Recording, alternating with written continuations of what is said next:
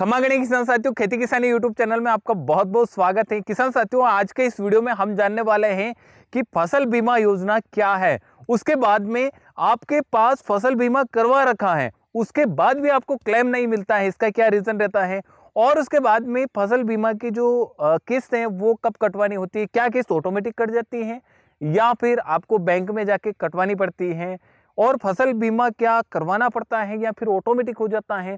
वो सारी जानकारी और वो सारे सवाल यहाँ पर क्लियर होने वाले हैं। तो चलिए शुरू करते हैं। सबसे पहले अपन बात करते हैं कि फसल बीमा योजना ये क्या है। जैसे कि अपने शरीर के लिए अपन हेल्थ इंश्योरेंस करवाते हैं, उसके बाद में बाइक के लिए इंश्योरेंस करवाया जाता है, उसके बाद में लाइफ इंश्योरेंस करवाया जाता है। जैसा आप देखते हैं कि बाइक का जो इंश्योरेंस होता है उसमें हर साल यानी कि सालाना उसकी इंस्टॉलमेंट भरी जाती हैं, रिन्यू करना पड़ता है। इसी तरह जो फसल बीमा योजना है उसमें भी आपको रिन्यू करवाना पड़ता है। अगर आपने केसीसी ले रखी है यानी कि किसान क्रेडिट कार्ड योजना, उसमें आपने लोन ले रखा है, तो आपका जो बीमा है वो अपने आप ही हो जाता है।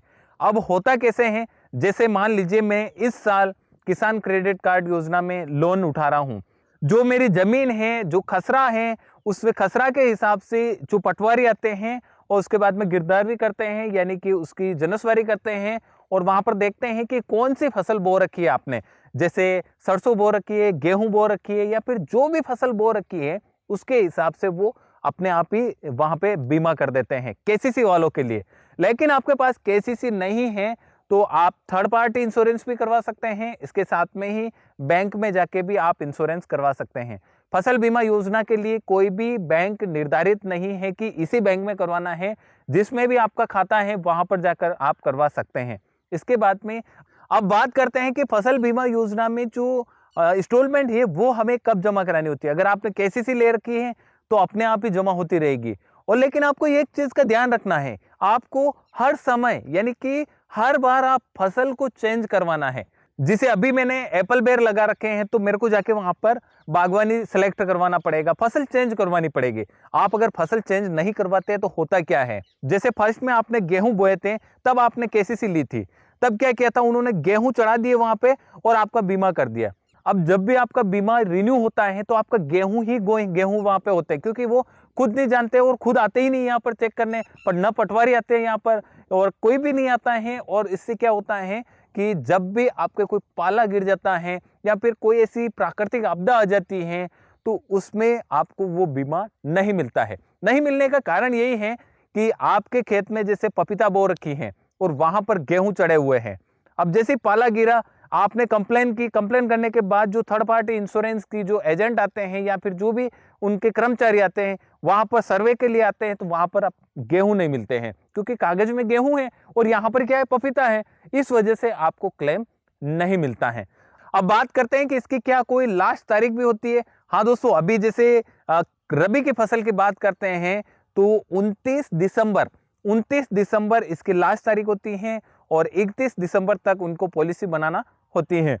आपको वेट नहीं करना है कि 29 दिसंबर और 31 दिसंबर तक करना है। आपको जैसे ही आप फसल बुवाई की और उसके बाद तुरंत आप बैंक में जाके संपर्क करें और अपनी जो पॉलिसी है उसको रिन्यू करवा लेना चाहिए। इसके बाद में अगर आपके कोई भी प्राकृतिक आपदा आ जाती है, जैसे पाला गिर गया है या फिर बेमौसम बारिश होने से फसल बिगड़ गई है या फसल काटने के बाद बारिश हो जाती है, तो जो नुकसान हो जाता है उसकी क्लेम पास करने के लिए आपको जैसे ही नुकसान हुआ उसके 72 घंटे में आपको बैंक को जाके सूचना देनी होती है, या फिर आपका जो कृषि विभाग है वहां पे जाके सूचना देनी होती है, या फिर डायरेक्ट जो इनकी वेबसाइट है मैं यहाँ पर शो कर देता हूँ और डिस्क्रिप्शन में भी दे दूंगा, वहां पर भी आप कंप्लेंट दर्ज करवा सकते हैं और उसके बाद में आप जो साथी जी हैं उनको भी बता सकते हैं। लेकिन शर्त यही है कि 72 घंटे के अंदर आपको सूचना देनी होती है। इसके बाद जो सर्वे के लिए आते हैं और फोटो वगैरह लेते हैं, वीडियो वगैरह बनाते हैं, उनकी प्रोसेस वो पूरे वो